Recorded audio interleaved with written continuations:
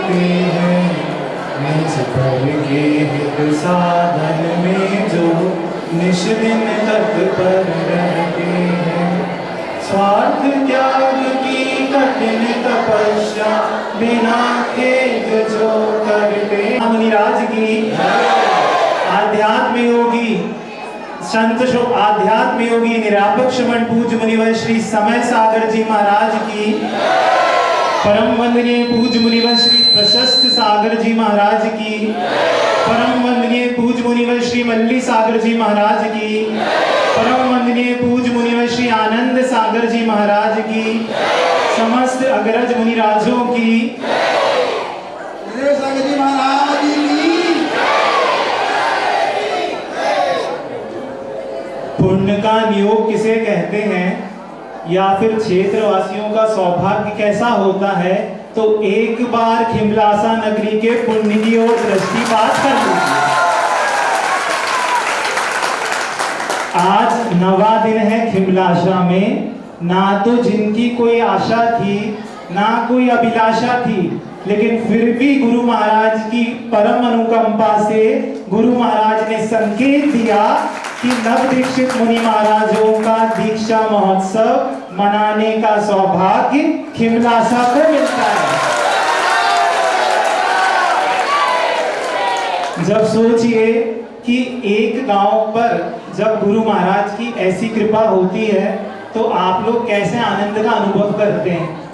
यदि गुरुदेव आपको दृष्टि उठाकर देख लें तो आप प्रमुदित हो जाते हैं। यदि गुरु महाराज ने आपसे 1 मिनट भी वार्तालाप कर लिया तो आपके अंदर का अद्भुत आनंद होता है।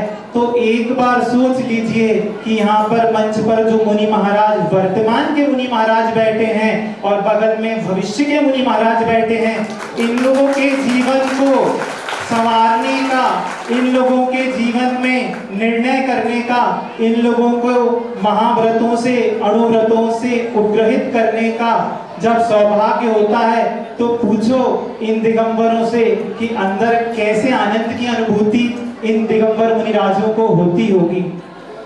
हमने तीर्थंकर तो नहीं देखे, शुद्ध केवली भी नहीं देखे, रिद्धिधारी मुनि महाराज भी नहीं देखे, लेकिन जब कुंडलपुर की धरा पर पंच कल्याणक महामहोत्सव होता है तो समोषण में जब हमने चतुर्विध संघ देखा था तब विश्वास होता है कि वर्तमान में यदि कोई तीर्थंकर समय है तो उनका नाम छोटे बाबा आचार्य गुरु विद्यासागर जी महाराज है।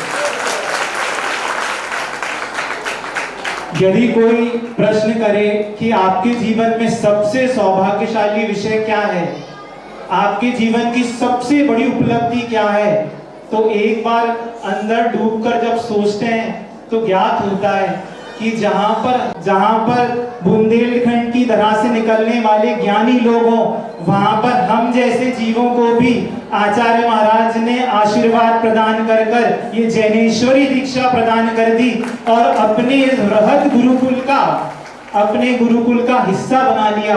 ये हमारे लिए परम सौभाग्य का विषय है।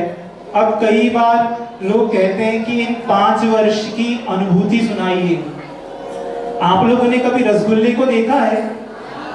जो रसगुल्ला होता है वे रसगुल्ला देखने में कैसा होता है? लाल होता है। तो जिस समय ये लाल रंग है, ये लाल रंग आपकी आंखों का विषय होता है। अब कोई कहे कि रसगुल्ले को आप छूकर देखिए तो रसगुल्ला बहुत मुलायम होता है, तो ये स्पर्शन इंद्रिय का विषय है।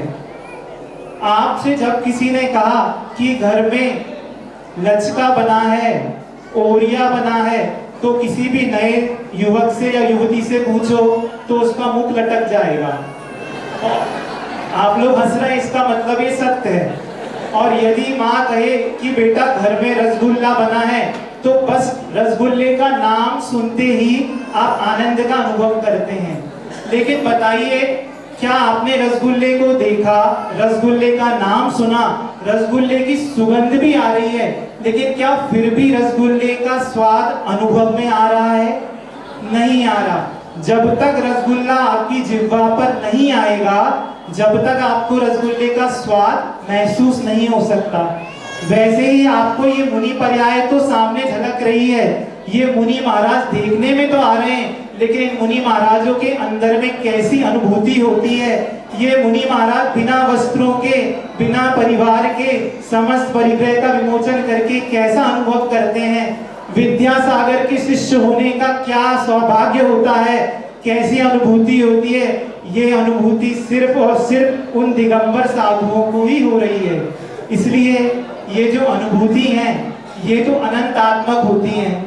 इन 5 वर्षों में कितने पल निकले होंगे विशुद्धि के साथ, कितने धर्म ध्यान के साथ पल निकले हैं, मैं इनको शब्दों से बांध नहीं पाऊंगा, क्योंकि शब्द सीमित होते हैं, संख्यात होते हैं।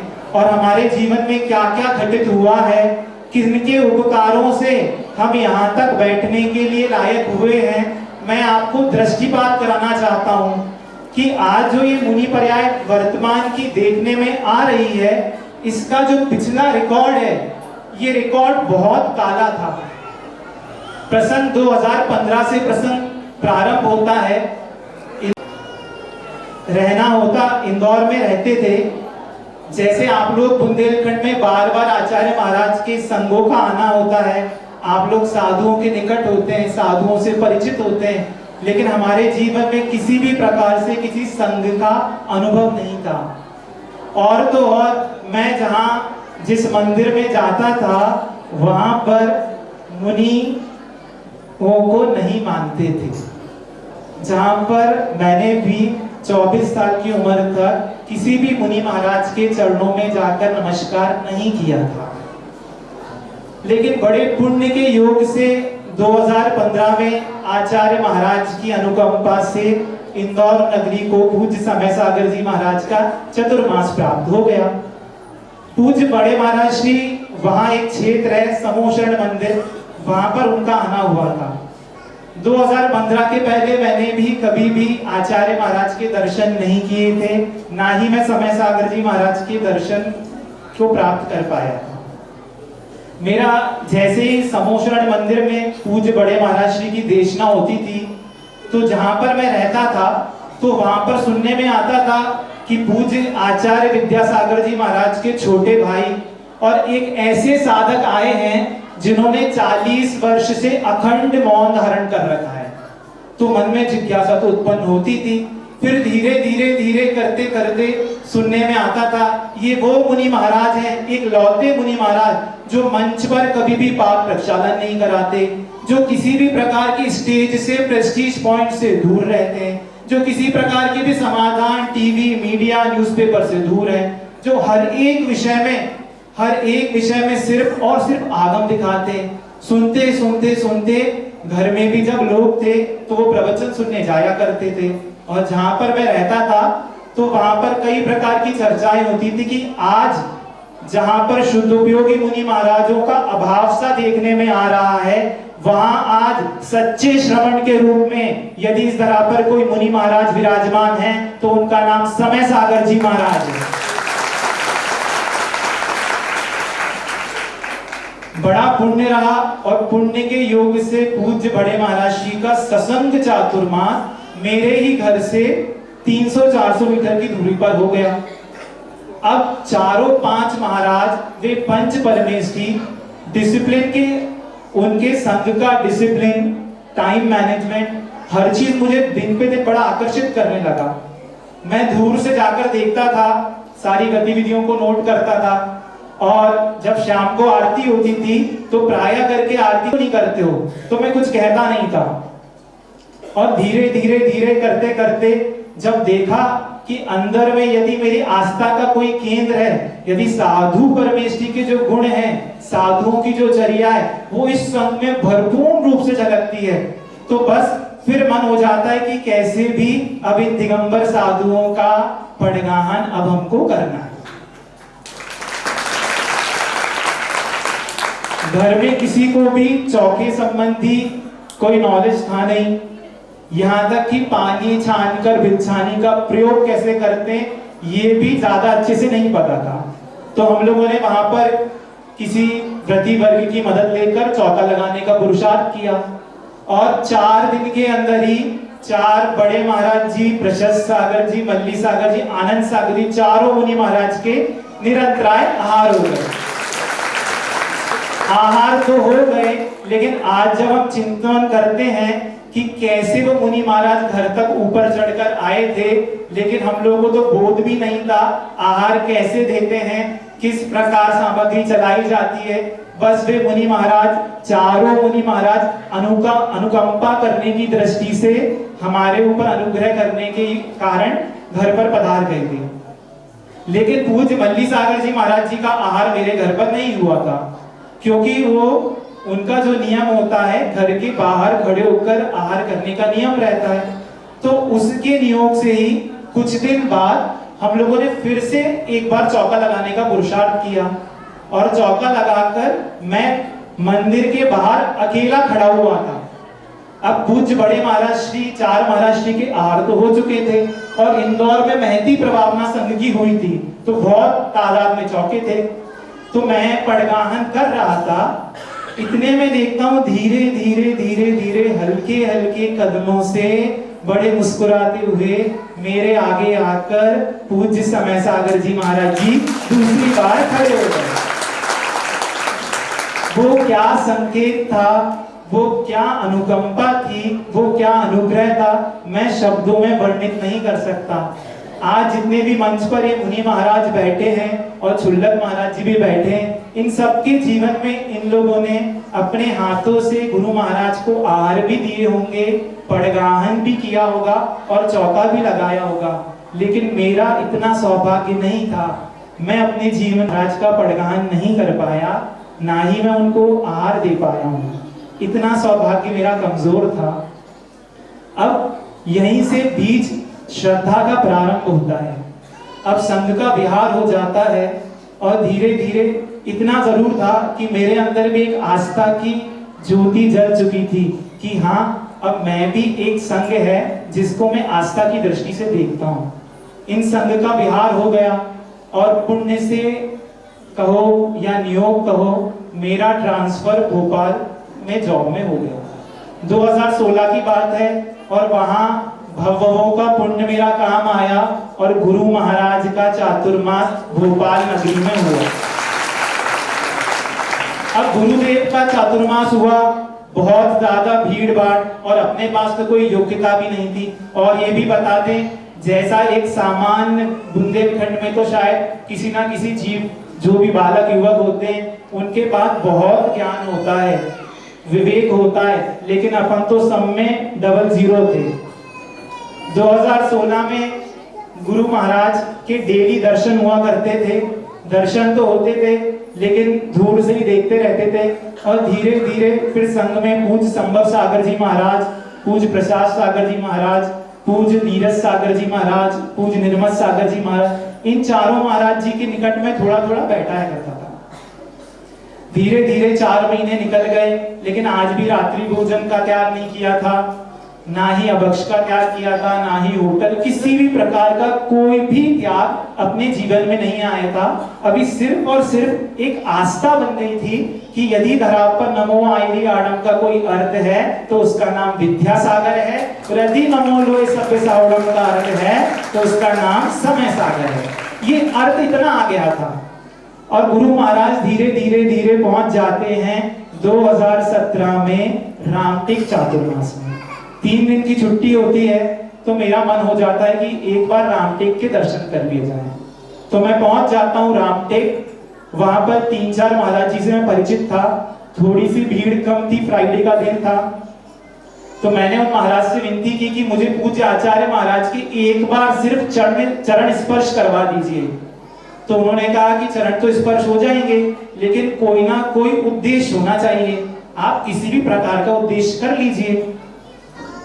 उस समय मेरा एमटेक कंप्लीट हो चुका था और मैं पीएचडी के लिए एनरोल्ड हो चुका था।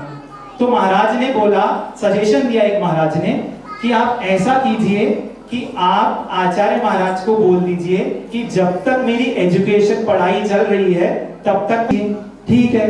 मुझे महाराज की बात जम गई। मैं महाराज श्री के साथ आचार्य महाराज के कक्ष में पहुंच गया। 5-6 महाराज श्री थे वहां पर। एक महाराज श्री ने मेरा इंट्रोडक्शन करा दिया और ये भी बता दिया कि समय सागर जी महाराज के संग से, समय सागर जी महाराज जी की चर्या से, उनके अनुशासन से ये बच्चा प्रभावित है। पूज्य बड़े आचार्य महाराज ने बहुत ही गदगद भाव से मेरी ओर देखा। ऐसी दृष्टि में आंख बंद करता हूं तो आज भी अनुभव में आता है, जब गुरुजी ने मुझे पहली बार उस वात्सल्य रूपी दृष्टि से जब देखा था तो मेरे अंदर कैसे भाव उत्पन्न हो रहे थे। गुरु महाराज ने मुझसे प्राय करके, गुरुजी अच्छे से इंट्रोडक्शन लेते हैं, गुरुजी ने परिवार का बैकग्राउंड पूछा, मैं क्या करता हूँ, कहाँ से हूँ, अब एक लौता बेटा है, परिवार सब कुछ पूछा। तो उन्होंने ये भी पूछा कि आप कैसे कर पाओगे, एक लौते हैं। तो मैंने कहा ज्वाइंट परिवार है और प्रभु की कृपा से धन दान किसी भी प्रकार से बिजनेस बहुत अच्छा है, आचार्य श्री जी किसी भी प्रकार की कोई परेशानी नहीं है। तो गुरु महाराज के मुख से निकला कि पूरे परिवार के लोगों को लेकर आना। अब जो मेरे साथ में संभव सागर जी, प्रसाद सागर जी महाराज थे, तो उन्होंने कहा कि यदि आचार्य श्री को 1 साल का या एजुकेशन तक का भी व्रत देना होता तो वो दे देते, लेकिन आपकी किस्मत में कोई व्रत वगैरह नहीं है, इसलिए आचार्य श्री ने कहा कि पूरे परिवार को लेके आना। तो मैंने कहा माता पिता, तो कहते हैं नहीं, माता पिता के साथ और भी जो आपके परिजन हैं उन सबको लेकर आना। तो गुरुदेव को मैंने परिचय कराया था कि मेरे बड़े पिताजी और बड़ी माँ भी हैं, ये एक संयुक्त परिवार है। ठीक है, तो आज महाराज लोगों ने कहा पहले परिवार को लेकर आओ, फिर आचार्य जी थोड़ा सा व्रत दे देंगे। मैं जाता हूँ घर पर मैंने माता पिता को तो समझा दिया। अब बड़े पिताजी बड़ी माँ वे सोनगढ़ समाज के अध्यक्ष थे, अब उनको बनाना मेरे लिए बड़ी टेढ़ी खीर। लेकिन अब मैंने उनको बड़े अनुनय करके बताया कि आचार्य महाराज के दर्शन मिलेंगे और अच्छे से अपन चलते हैं। थोड़ी उंगली जब सीधी घी से नहीं निकले, क्या बोलते हैं, टेढ़ी करनी पड़ती है। तो मैंने थोड़ा सा, मैं उनका थोड़ा सा चहेता था, तो मैंने उनको थोड़ा ब्लैकमेल करना प्रारंभ किया कि चलो रामटेक के दर्शन करेंगे और वहां से लौट आएंगे। तो मैंने उन लोगों को चारों, माता पिता और बड़े पिताजी बड़ी माँ, चारों मिलकर रामटेक की ओर प्रस्थान हो गया। अब आचार्य पूज्य संभव सागर जी महाराज से मैंने कहा कि गुरुजी ये लोग पहली बार दर्शन करने आ रहे हैं, तो आचार्य महाराज के क्या होता है कि भक्तों की लगी रहती है लाइन, अब इन लोगों के पास इतना आ जाना। ठीक है, अब मैं रामटेक में, मैं तो 5:30 बजे से उठकर बैठा हूँ और परिवार वाले 5 किलोमीटर दूर एक रेसिडेंसी में रुके हुए हैं। मैं 6 बजे से कॉल कर रहा हूँ कि करेक्ट टाइम पर आ जाना, क्योंकि आचार्य महाराज के पास समय का बहुत अभाव होता है। लेकिन अब क्या करें, 7, सवा 7 तक भी मैं कॉल करता रहा, कोई नहीं आया। इतने में संभव सागर जी, प्रसाद सागर जी महाराज मुझे डांटते हैं कि ये तो आचार्य महाराज ऐसे थोड़े दर्शन होंगे। तो मैंने कहा क्या करें, तो उन्होंने कहा अब तो आहार के बाद और सामायिक के बाद देखना पड़ेगा। परिवार वाले 9, साढ़े 9 बजे तक तैयार होकर चलते फिरते आए। ठीक है, क्यों हंस रहे हैं आप लोग? चलते फिरते आए। अब 1 बजे की बात है, आचार्य महाराज के कक्ष के बाहर में खड़े और बहुत सारी प्रतिभा स्थली की बहनें खड़ी हैं, कुछ व्रती वर्ग खड़े हुए हैं, कुछ व्हाइट कपड़े वाली ब्रह्मचारिणी दीदियां भी हैं और कुछ ट्रस्टी लोग भी हैं। अब मैं भी लाइन में हूँ, क्योंकि संभव सागर जी ने सुबह का समय तो टाइम अरेंज करा दिया था, अब मेरे लिए बड़ा कठिन समय। तो इतने में मैं एक महाराज के पास गया, बड़ा अनुनय किया कि कैसे भी करके गुरु महाराज के पास आप हमको अंदर पहुंचा दीजिए। और इतनी देर में पहले ही 2-3 घंटे पहले मुझे महाराज लोगों ने बता दिया था कि आचार्य श्री के सामने कभी भी लेकिन नहीं कहना, किंतु परंतु कोई भी एक्सक्यूज मत देना आचार्य श्री के सामने। तो ये बात मैंने बार-बार परिवार वालों को बोल दी थी कि आचार्य श्री जी के सामने आप कभी भी कोई भी लेकिन किंतु परंतु नहीं कहना, नहीं तो आचार्य श्री मुझे व्रत नहीं देंगे। तो परिवार के जो मुखिया हैं वो मुझे डांटते हैं कि क्या तुम हमको तोते की तरह रटा रहे हो, हमें तो जैसा अच्छा लगेगा हम वैसा कहेंगे, ठीक है, और हम आपकी बात नहीं मानेंगे। इस प्रकार वो मुझे पहले कहते गए। 1:20 पर मुझे आचार्य महाराज के कक्ष में जाने का मौका मिला। आचार्य महाराज के पास जाकर मैं बैठा। आचार्य महाराज ने ऐसी अनुकंपा से, वात्सल्य से परिवार के चारों लोगों को, पांचों को बहुत हृदय के साथ आशीर्वाद दिया। वहीं पर अंदर पूज्य प्रसाद सागर जी, संबत सागर जी, दुर्लभ 4-5 महाराज जी भी अंदर ही थे। आचार्य जी ने फिर बहुत बड़े प्रेम पूर्वक कहा कि ये आए हैं हमारे पास और व्रत का निवेदन कर रहे हैं, क्या करना है। तो परिवार के जन थे, वो तो सोचकर आए थे कि हम बहुत कुछ बोलेंगे, लेकिन अब उन लोगों के मुख से एक शब्द भी नहीं निकल रहा। इसको कहते हैं द्रव्य का प्रभाव। वीतरागियों के सामने तो गुरु महाराज कहते हैं, जो बड़े पिताजी थे वो डॉक्टर थे, तो बोलते हैं, आचार्य जी बोलते क्या करना है, टुकड़े में व्रत कर दें या आजीवन कर दें। तो परिवार वाले बोलते हैं कि मैंने बोल दिया आचार्य जी, क्योंकि बाहर मुझे ये सिखाया गया था, मैं समझकर आया था कि पहली बार में जब भी कोई व्यक्ति जाता है गुरु महाराज के पास, तो गुरु महाराज या तो पढ़ाई तक का व्रत देते हैं, या 2 वर्ष का देंगे, या 3 वर्ष का देंगे, या 4 वर्ष का देंगे। कुछ वर्ष लिमिटेड होते हैं, और अपन तो वैसे ही बहुत स्थिति खराब थी, किसी भी प्रकार से धर्म में थे नहीं। लेकिन आचार्य महाराज बोलते हैं, तो मैंने कहा आचार्य जी जैसा आपको अच्छा लगे। तो आचार्य जी मुझसे कहते हैं आपसे नहीं, उनसे, मतलब डॉक्टर साहब से। तो पूछते हैं कि क्या करना है, तो डॉक्टर साहब कहते हैं कि जैसा आचार्य जी आपको अच्छा लगे। तो पीछे से जो माँ है वो कहने लगती हैं कि आचार्य जी ये तो सुबह 10 बजे सोकर उठते हैं, रात भर भोजन करते हैं, रात भर पिक्चर देखते हैं, इनका तो ऐसा, मतलब अपनी बहुत सारी नेगेटिविटी आचार्य जी के सामने रख दी। लेकिन गुरु महाराज बहुत अच्छी मुस्कान देकर कहते हैं और हाथ को उठाकर कहते हैं, हमने उनकी दृढ़ता देख ली है।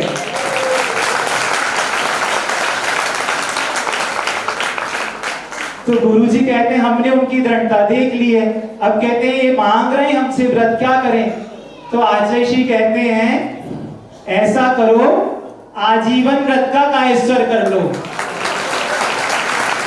अब मुझे नहीं पता उस समय आजीवन व्रत का अर्थ क्या होता है, उस समय नहीं पता कि ब्रह्मचारियों की चर्या क्या होती है, क्योंकि बड़े महाराज जी के संग में जब मैं था तो सिर्फ मैं एक ब्रह्मचारी जी को जानता था, जो यहाँ पर पूज्य निराकार सागर जी महाराज जी हैं, वो पिंकेश भैया जी के नाम से थे, तो मैं उनसे परिचित था।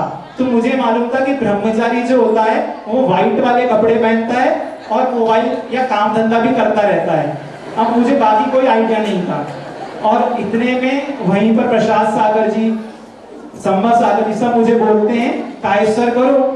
तो मैं कायस्वर कर रहा हूं और मेरी आंखों में से आंसू बहना प्रारंभ। मैं आज तक उस रहस्य को नहीं समझ पा रहा कि इन आंखों से आंसू क्यों बहना प्रारंभ हुए थे, इन आंखों में से क्यों ये नीर बह रहा था। तो आज समझ में आता है, मेरा भवों का मिथ्यात्व गल रहा था, नियम गल रहा था।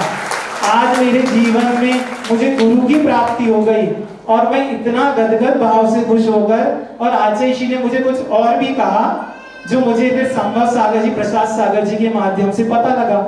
और मैं निकल गया हूँ, पहुंचकर रामटेक में जो गेट के बाहर एक कैंटीन था, मैं दौड़ते हुए जा रहा हूँ, क्योंकि मैंने सुबह से कुछ भी ग्रहण नहीं किया था। टेंशन था कि पहली बार मैं आचार्य विद्यासागर जी से कुछ बात करने जा रहा हूँ। तो मैं दौड़कर गेट के बाहर जाता हूँ और गेट के बाहर, अब देखो कितनी असंयम की दशा थी 2017 में।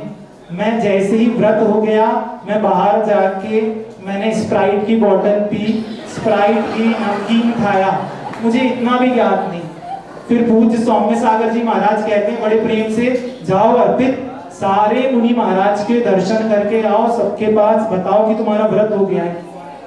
अब मैं जिन महाराज के पास जाऊं, अब तो मैं सेलिब्रिटी जैसा हो गया कि अरे ये तो महाराज का पहली बार में व्रत हो गया। तो सारे महाराज मुझे बहुत अच्छे से, वात्सल्य से, अनुकंपा से बात कर रहे।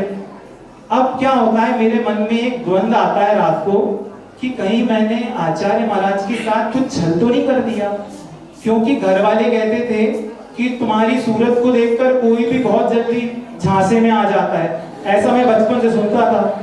तो मेरे दिमाग में ये बात आ गई कि कहीं मुझको देखकर या आचार्य महाराज ने मुझे व्रत तो नहीं दे दिया। तो मैं सौम्य सागर जी महाराज के पास गया।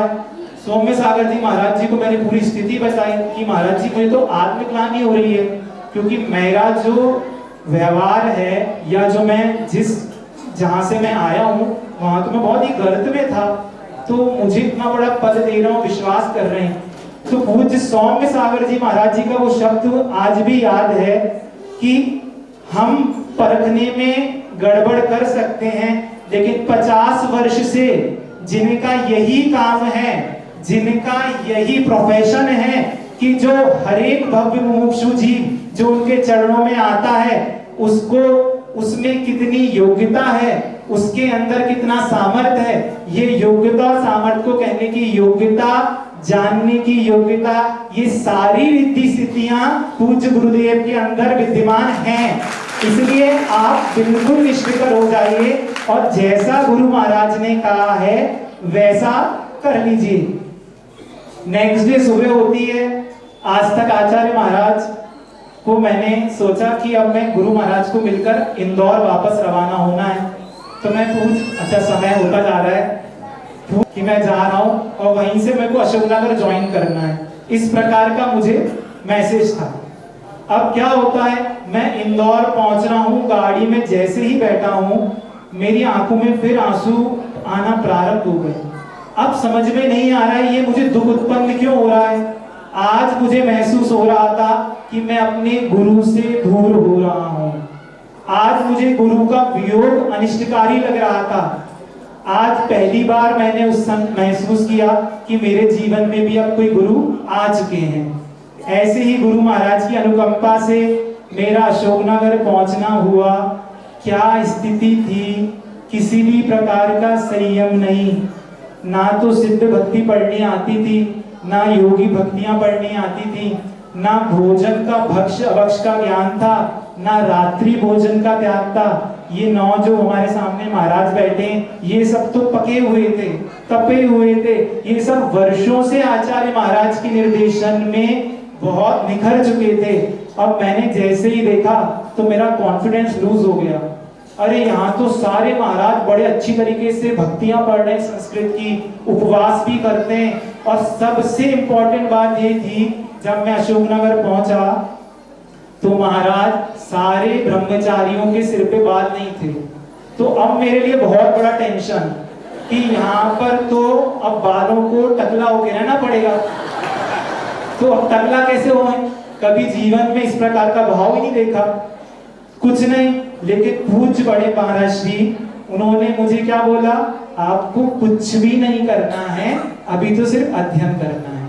क्या बोला, कुछ भी नहीं करना है, अध्ययन करना है। अब ये सारे महाराज भैया जी लोग तो पाटे पर सोते थे, सुबह 4 बजे उठकर सामायिक भी करते थे, पंखे में भी नहीं बैठते थे, कुछ भी नहीं। लेकिन मैं एक सेपरेट सा कमरा था, वहां पर मैं अच्छे से पंखे का भी इस्तेमाल कर लेता था और भोजन भी एक टाइम नहीं। पूज्य बड़े महाराज श्री ने देखो गुरु की अनुकंपा, जो कभी किसी को संकेत नहीं करते, लेकिन पूज्य निराकार सागर जी महाराज जी, निर्वाण सागर जी महाराज जी, निश्चित ये जितने भी महाराज लोग हैं, इन सबको संकेत कर दिए थे ब्रह्मचारी अवस्था में कि नया नया आया है, उसके लिए अनुकूलता बनाते रहना। अनुकूलता का मतलब, अब किसी भी घर में गए तो मूंग की दाल तो मैं नहीं खा पाऊंगा, तो महाराज भैया जी लोग क्या करते थे कि रोटी का पोहा बना दिया, या जितना भी उनसे होता था महाराज भैया लोगों से, वो सारी व्यवस्था मेरे लिए कर देते थे। दोपहर के समय एक व्रती श्रावक मुझे ले जाते थे, जो भी जूस, पानी, दूध है, ठंडा, सब कुछ। मतलब 4 महीने अशोकनगर में मैंने किसी भी नहीं पहने। ये सारे भैया जी लोग तो व्हाइट कपड़ों में रहते थे, मैंने व्हाइट कपड़े नहीं पहने। मैं बड़े महाराज जी ने कहा भी नहीं मुझसे, और मेरा भाव भी लगता था कि एकदम कैसे व्हाइट पहनूं। अब ऐसे ही पूजन इत्यादि का समय आता, पूजन का समय था, घर में कभी पूजन की नहीं थी, तो मैं देखता था अब निर्गन सागर जी, निश्चिंत सागर जी, इन लोगों की अष्टद्रव्य की थालियां एकदम बहुत सुंदर सुंदर द्रव्य से भरी रहती थी, या निराश्रम सागर, ये लोग बहुत अच्छे से पूजन करते थे। तो मुझे ये सब पूजन भी नहीं आती थी, तो मैं क्या करता था, 7, साढ़े 7, 8 बजे तक इन लोगों की स्थापन विसर्जन का बेला होता था, तो वहीं इन लोगों को ज्वाइन कर लेता था। और लास्ट में अर्घ मैंने भी चढ़ाए, भगवान को छुआ और बड़े महाराज के प्रवचन में चला गया। तो किसी भी प्रकार से, यहाँ तक कि जब वस्त्र भी आज इसलिए संघ के गुणगान करने का कारण है, आज तो 5 साल में आकर हम इतने स्टेबल हो चुके हैं कि आज मुनि पर्याय का वेदन कर रहे हैं। लेकिन पूर्व की पर्याय में इन भाइयों ने, बड़े महाराज जी ने, पूज्य प्रशस्त सागर जी, मल्ली सागर जी, आनंद सागर जी महाराज ने जब जब अपने भाव कमजोर हुए, जब जब विशुद्धि में गिरावट आई, और कई बार ऐसा भी मन में भाव आ सकता है कि अरे कहाँ आ गए, तो इन लोगों ने हमेशा स्थितिकरण किया। इसलिए उपकार है, अपने से जितने बड़े बड़े भी यहाँ बैठे हैं, ये सब भी हमारे उपकार, इन सब का भी हम पर उपकार है, प्रत्येक जीव का हमारे ऊपर उपकार है। लेकिन धीरे धीरे महाराज जी लोगों का समय हो रहा है, यहाँ तक कि हाँ, महाराज जी कह रहे हैं कि जब शुरू में आए थे तो अब धोती दुपट्टे तो बहुत बड़े बड़े होते हैं, तो घर में कभी अपन ने कपड़े धोए नहीं थे, तो पूज्य निश्चित सागर जी महाराज जी हमारे पूरे धोती दुपट्टे अच्छे से धो के डाल देते थे।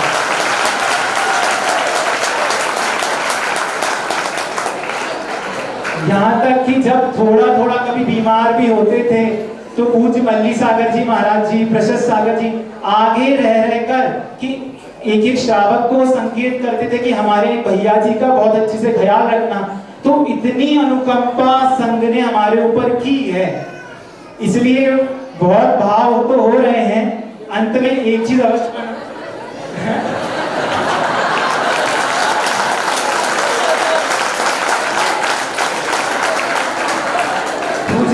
सागर जी, निर्गन सागर जी सब कह रहे हैं कि थोड़ा और बोल लो।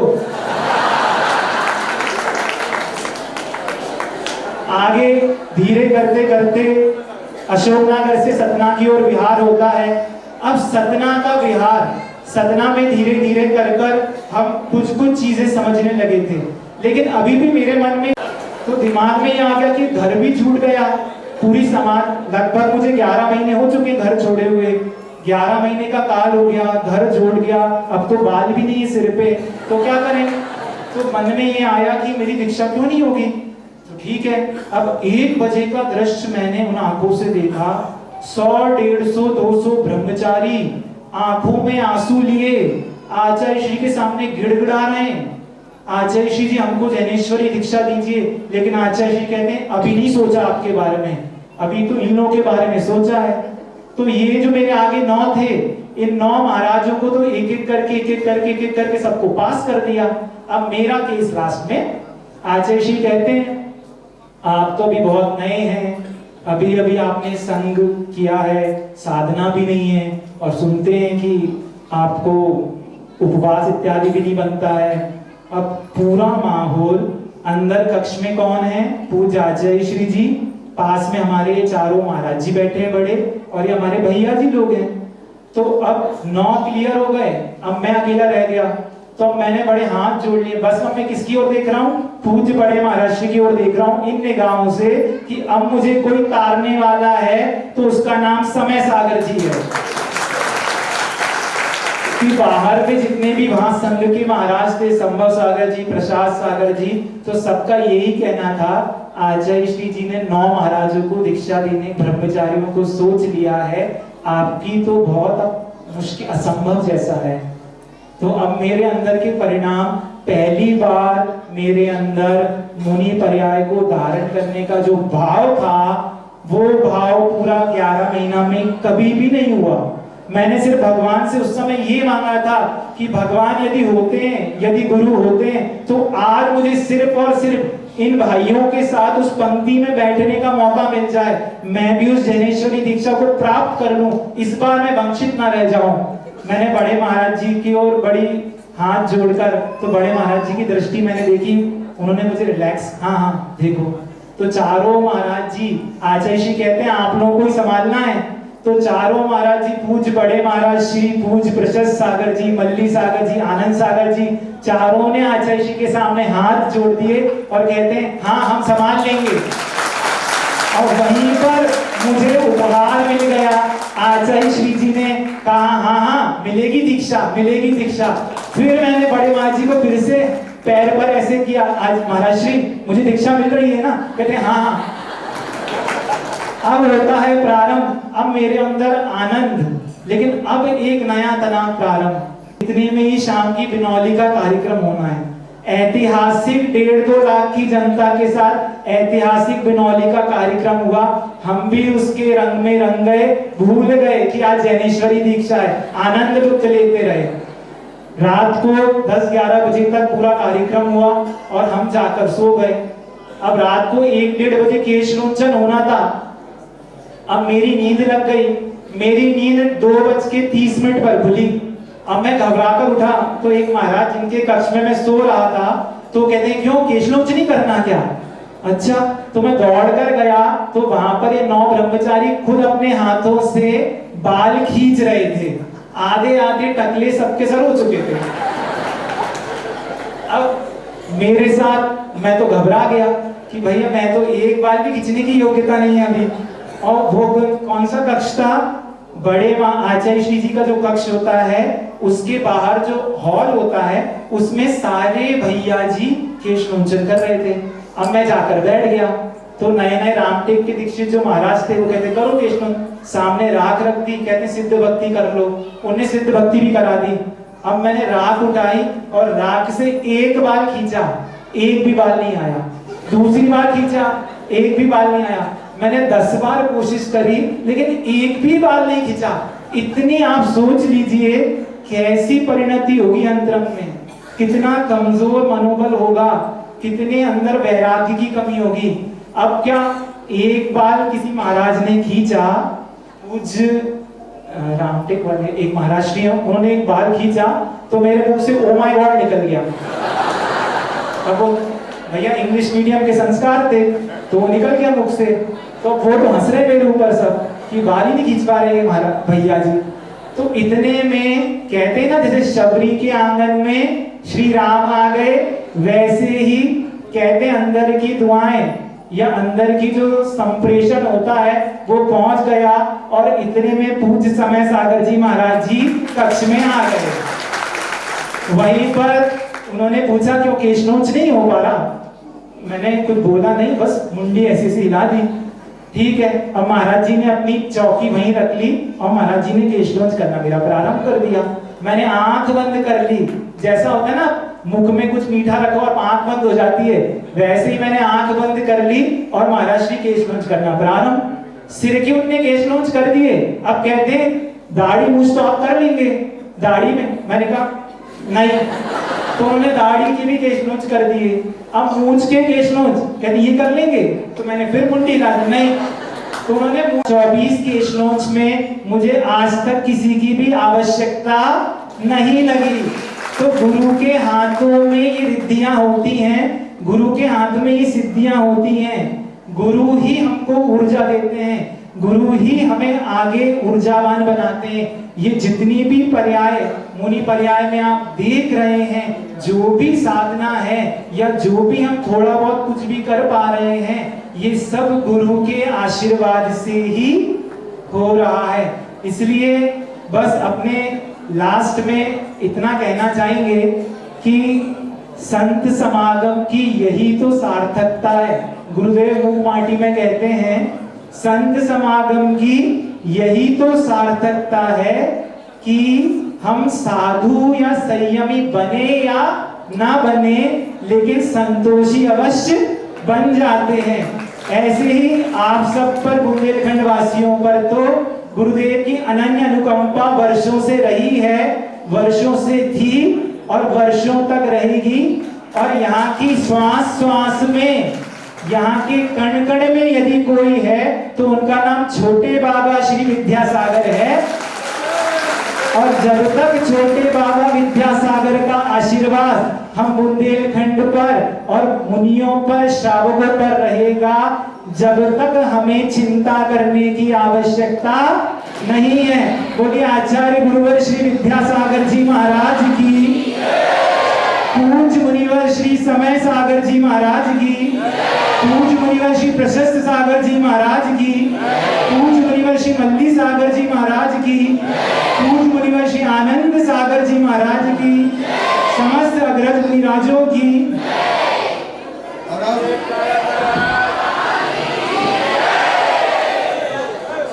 इसलिए कृष्ण सागर जी महाराज के चरणों में